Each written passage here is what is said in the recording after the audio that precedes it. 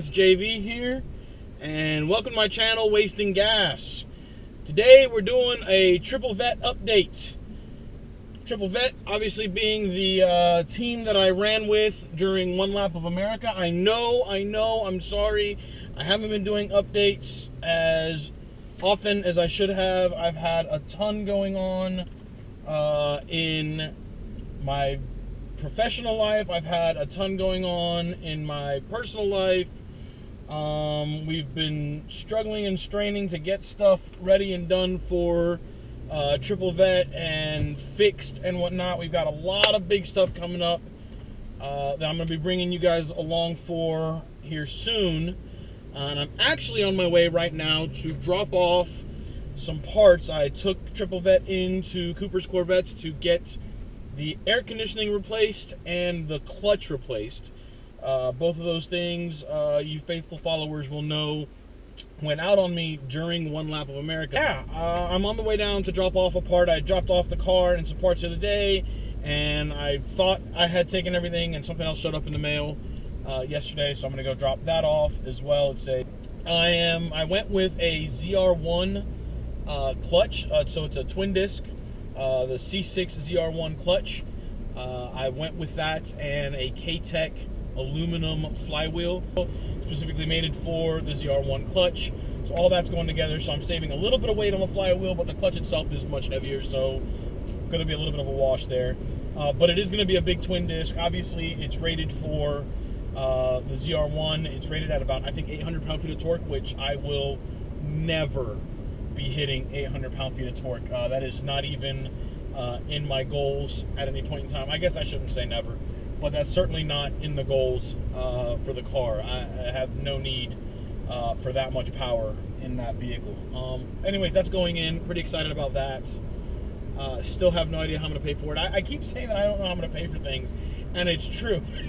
I still don't know how to pay for it. Matter of fact, that's kind of the point to this video. I wanted to talk about specifically the costs associated with running One Lap. Now, this isn't a complaint video. I'm not upset about it. This is totally something that I knew before I got into this, kind of what would be happening,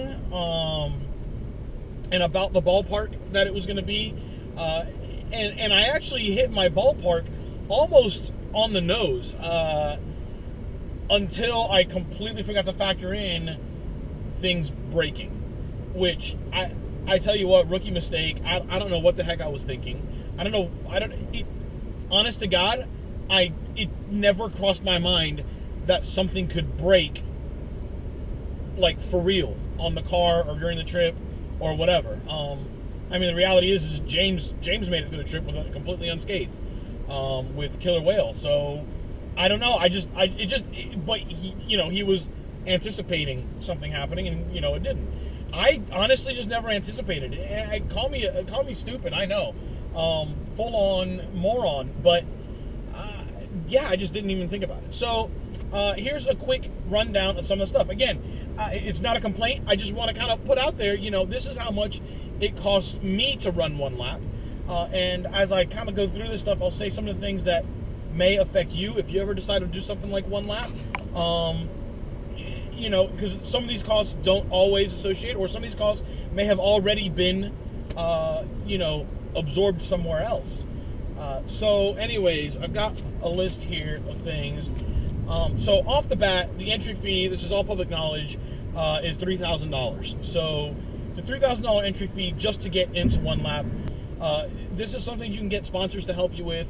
So that's the entry fee, that's to get in.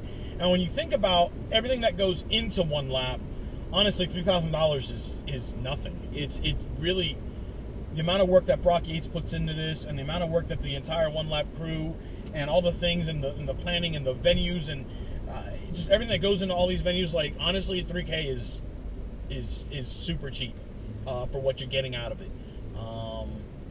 So anyways, that's the entry fee.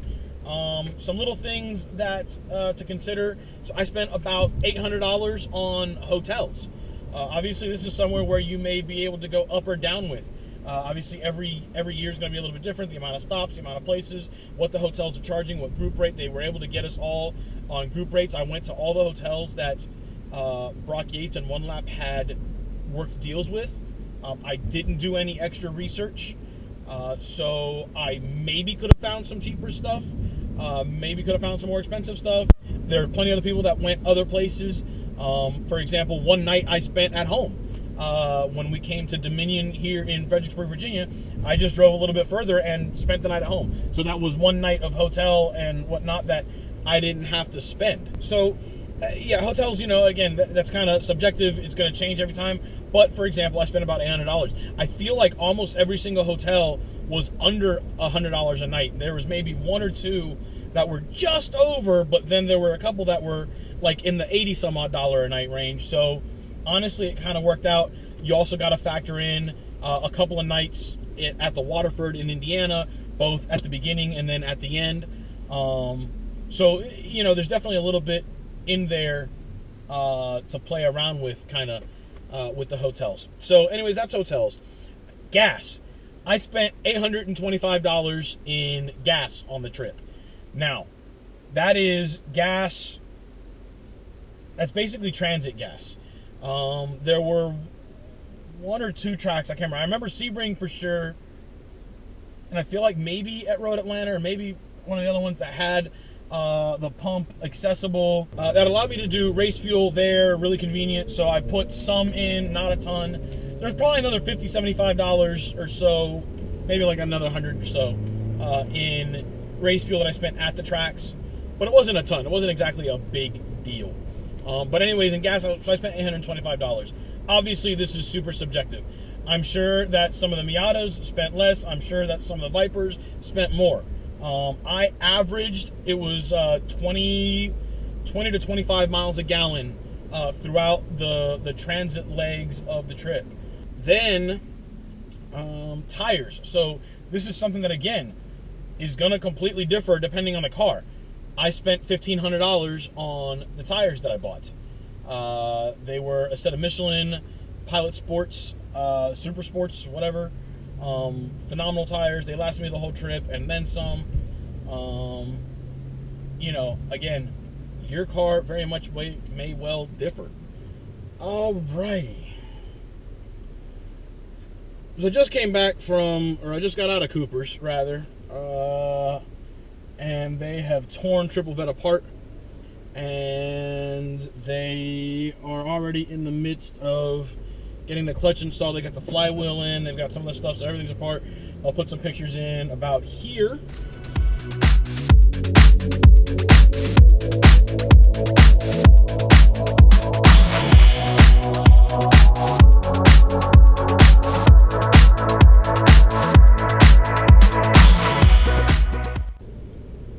Yay! How cool was that?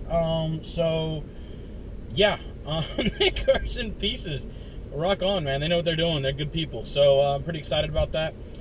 Now, this next category is where you're going to be able to make the most amount of up or down, movement.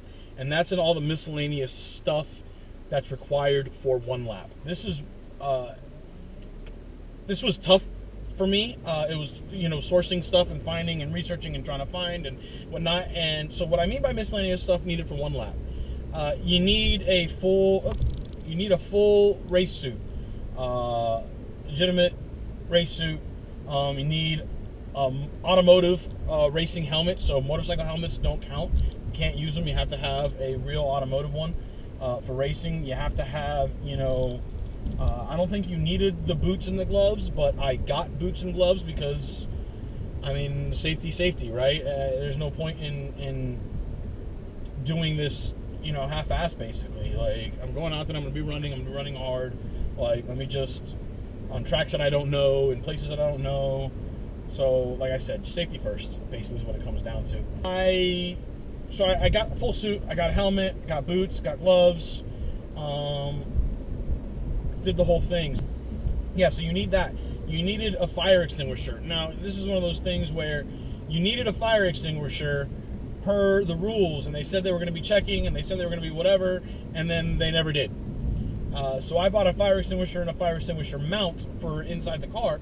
So the fire extinguisher itself is actually mounted in the car, and it's easily accessible for me as the driver if something were to happen on track, I could reach it and utilize it. Now, it was absolutely at no point in time was it ever checked out, and I know for a fact there were people there running that didn't have any fire extinguishers with them. So, you know, I'm one of those people that you give me a rule, you give me something that I have to follow, and I'm going to, because integrity, and that's just the way that I was built and raised and done. And so yeah, you say I need an extinguisher the driver can get to, so I got an extinguisher the driver can get to. That was a couple $100 between extinguisher and a mount. So then there was that. There were things like road flares and first aid kits. Again, some of this stuff was never checked on, though it was called required. It's on you if you want to make a 5,000 mile journey without road flares and without a first aid kit. I went ahead and got this stuff. Now, this stuff, who cares? Yeah, that was a couple bucks. You know, $10-15 for first aid kit, $10-15 for road flares. Like, it's not exactly a big deal. So it didn't really bother me. But then there were some other things that were needed for the car, and I'm trying to remember now.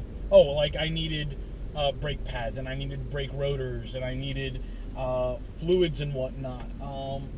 So some of that stuff went into that. Actually, matter of fact, fluids is a completely different separate category. So I'll talk about that here in a second. But I needed brake pads, I needed rotors, things that I needed for the car, the tire pressure monitoring sensor for the new set of wheels, Modulari wheels. They sent me an amazing set of wheels. There's a whole video about those that, you know, is in the description. I'll link it down there, down below.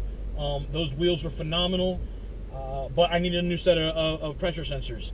I needed a little tool to be able to set the pressure sensors and whatnot from home. All those little things added up, and in this miscellaneous category, I ended up at about $2,200 worth of stuff that I needed for the trip, that I needed to get. You know, like I said, some things were needed, some things weren't. Now, this is obviously a category where the next time that I go run this is going to be much smaller. It's just going to be, you know, things like the brakes and the brake pads and stuff like that in the cars that are consumables that would have been used kind of anyways. Inside of here, the $2,200, I also had things like some of the materials for my aero kit and my front splitter that ended up ripping apart. Not ripping apart, it didn't rip apart, it's still there. It just broke and caused me a bunch of other damage. But so there's a lot of things in there. Again, some of that stuff isn't going to have to be spent again. Now, I mentioned fluids a second ago. So fluids, I went ahead. The car had 50,000 some odd miles on it. So the fluids, yeah, I changed trans, I changed the rear diff, I changed obviously the oil. So basically all the fluids in the car, everything was completely brand new and swapped out for the trip, changed and good to go. And that cost around $800 between, you know, the different oils and the different synthetics that I run and the different gear oils and the different stuff. I ran Royal Purple for the whole trip. Royal Purple in the trans, Royal Purple in the rear diff, and then in the motor. I may be going back to AMSOIL for the motor, but the trans and the rear now are good to go for another, you know, 40,000 miles, so I shouldn't have to really worry about that at all. But yeah, so between that and then I let Coopers swap that out because they did a few other things for me at the same time, the little maintenance type things. So yeah, that ran about $800 in just basically an oil change. Which again, some of you may go, $800 oil change, that's pretty cheap. Some of you may completely and totally lose your minds at the thought of doing an oil change for $800. But anyways, that's kind of what it came down to. Now, if you've been following along, we're at, what is that, 1537, 46, 58, 3. We're at around 9,000 some odd dollars, 8 and change, on the stuff that I've mentioned here. And 8 and change some odd thousand, and I haven't mentioned things like food, and I'm not going to mention food costs because That's completely and totally, subjective to the person. I'm fat and I like meals, even though I didn't eat very many of them on the trip. It was a lot of gas station food, and a good meal for us was stopping after getting gas and getting some fast food somewhere, getting some Hardee's or something like that, McDonald's. That was stopping for a really good meal. That was as much time as we were willing to give up in transit to be able to get a meal in. So not exactly healthy living and eating during the trip, I'll tell you that much. But anyways, so yeah, there's food expenses also in there, obviously. Depending on how many days, you have to calculate that for yourself and what you think you're going to do. Chances are it's going to honestly be a little bit lower than what you think it is, because again, you're only going to be getting, racetrack food, which is a hot dog or a hamburger maybe, and then you're going to get on the road and you're going to get a bag of chips or something to nibble on, and then, if you stop for Chick-fil-A or something. So whatever, food is kind of what it was. So anyways, so that brings me to a little bit under $10,000 or so dollars that I spent basically for one lap to run the entire thing. That's the entry, that's hotels, gas, all the miscellaneous stuff that I had to do. Came out to around $10,000 in total. Now I'm not including in that some of the other things like that sponsors took care of. So I had some sponsors that gave me some money towards all that. Thank you again so much. I had some sponsors that reduced pricing on some items. But so anyways, you can see that, yes, I had this overall cost. I had some other things that kind of helped mitigate that. But still, all in all, it was around $10,000. So give or take, if you ever want to run something like one lap, that's kind of a number that's pretty realistic, that should be in your head if you want to budget for something like that, is around 10K. Like, obviously plus or minus. If you have a more expensive car with more expensive needs and requirements, then it might be a little bit more. If you have a cheaper car with cheaper requirements, hey, it might be a little bit less. Also, don't forget that there's probably $2,000 to $3,000 in there that were not necessary.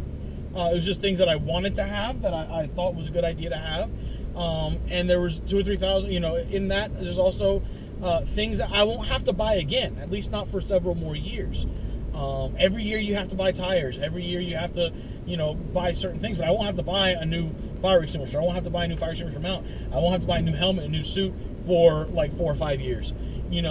So some of those things will kind of, they lessen as you go, and that investment gets smaller and smaller the more times that you use it.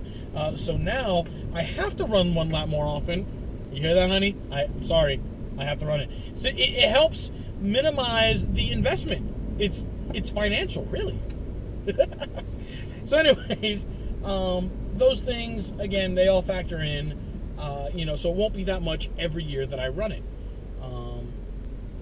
Now, here's the part that is basically killer, is the repairs. So right now, I'm at around $11,000 worth of needed repairs. Now, let me back that train up a little bit.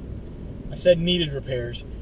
That's needed repairs being to get the car exactly to where it was before I started the trip. Not needed repairs as in required to drive or even to race again. So you got to put that kind of into context. For example, the air conditioning is going to cost me about $1,300 or so dollars. I'm sure there's a plus or minus in there. It's getting done at the shop right now. We'll kind of see what happens. So we'll kind of see with that. The clutch, I think it was like $1,800 or so, $1,600 for the clutch and the flywheel, and you know, a new master cylinder, new slave cylinder, a remote bleeder line, you know, some of those different things in there. Plus, I think I don't remember how much they were charging me to install, but I think it was less than $1,000 or so, and they're certainly earning every penny of that. And then I've got what else was it? Oh, the fender and all that stuff that I broke from the jack. That was around $6,000. I got a quote from Chevy. Now again, that's for exact paint and exact everything back to the carbon fiber fender. So I may do that cheaper. I may throw a fiberglass fender on there and just keep wrapping it myself. You know, kind of deal with the paint maybe someday down the line. Not sure. So there's $6,000 right there. That was a huge one. The front splitter, the front lip, you know, those are a couple $100. That's probably, you know, $500-600. I can redo that. Big mechanical things though, I'm about $3,000 to $4,000 on the mechanical items that had to be replaced. Those mechanical items, again, the AC, the clutch, and whatnot. Oh, the last thing is the mufflers.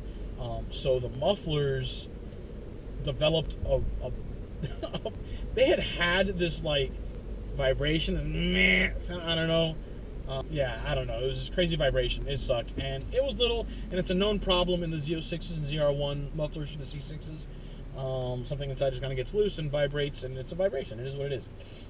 But it had gotten progressively worse to the point now where I'm going to say it's undrivable, not because the car doesn't physically move anymore, but because it's just freaking embarrassing. Like, holy hell. Like, it's so embarrassing.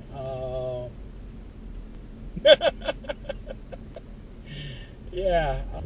It's really bad. It's a really bad vibration. I'm on startup. It's got a crazy vibration. Down low PRMs, as I get going, it vibrates really bad. It kind of settles down as I'm, you know, in the throttle and going through the rev range. But it certainly doesn't sound good. It's certainly annoying going through parking lots and driving around the streets and stoplights and whatnot. It really sucks. So, anywho, that's basically what it comes down to. That's what what one lap is costing me. By one lap's design and by my fault. So not all of it was whatever. Again, just a quick recap. One lap of America costs me around $10,000 to run. That's including everything. That is, you know, all in basically. You know, obviously I didn't pay for the car, but that's what I had to spend. That's the car. That's the entry fee. That's hotels. It's gas. It's, you know, the tires that I needed, the brakes, the fluids. That is everything that went into 1 year, the first year of one lap. Again, a couple of thousand of that you can get away with not needing for subsequent years of doing events like this. And if you're a racer already that has some of that safety equipment, then again, you won't need to worry about some of that stuff. So there's some money that you'll be saved there, or has already been invested in prior to. So yes, guys, it's totally doable. You know, may take you a year, may take you 2 years, 3 years to be able to save up that kind of money, or to figure out a plan and find sponsors for something like that. But it's absolutely doable. It's not something that, you know, only the super rich can do. Now, all right, if you're going to go out there with a $150,000 car and you've got $30,000 worth of mods and whatever into it, then yeah, okay, that starts to add up pretty quick. I gotcha. But so yeah, you know, certainly it's doable. It's doable. It's something you can figure out. Definitely don't let things like the money stop you from enjoying such an amazing event, because it can be figured out. Like I said, there's always sponsors. There's always people willing to give you money. There's always people willing to step up and help. You know, and be able to accomplish it. So yeah, anyways, I hope you guys enjoyed the video. You know, like I said, I wasn't making this or creating this as a complaint or anything. I just wanted to kind of put information out there. Lord knows, I would have loved to have seen this before I started my trip on one lap, because I was kind of blind. It's always been a little bit of a mystery, at least to me. Not that it's ever been hidden. It's not anything at all. It's just, I guess people don't like to talk about money, and I really don't care. Doesn't bother me at all. So anyways, again, I hope you liked the video. Comment down below if you have anything you want to ask about. If there's anything that you're not quite sure about.